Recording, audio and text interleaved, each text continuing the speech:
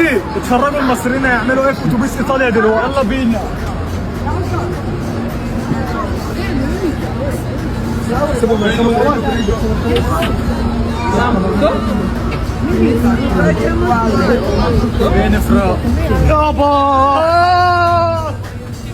ايه رأيكم يا مصريين في اللي بيحصل ده؟ اللي بيحصل ده يرضي ربنا؟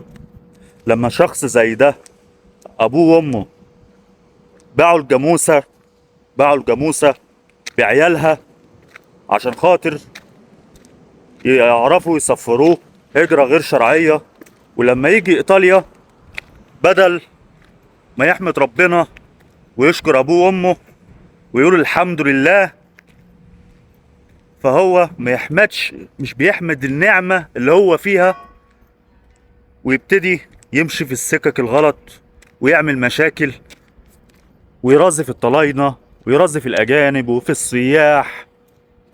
وده كله بيترد لنا احنا كمصريين.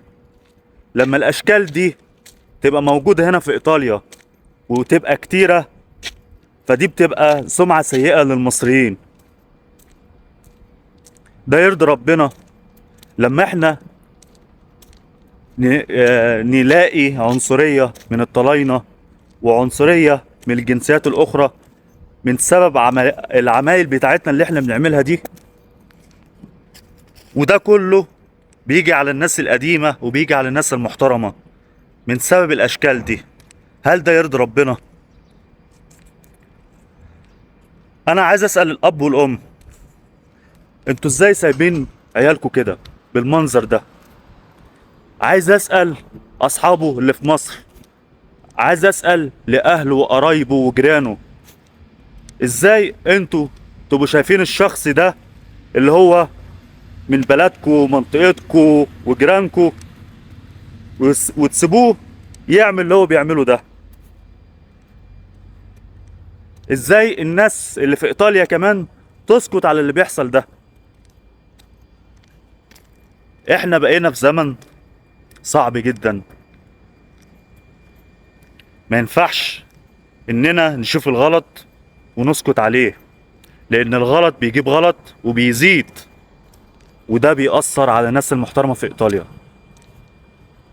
طول ما احنا ساكتين على الاشكال دي، يبقى الناس المحترمة ما تزعلش لما تشوف عنصرية من الاجانب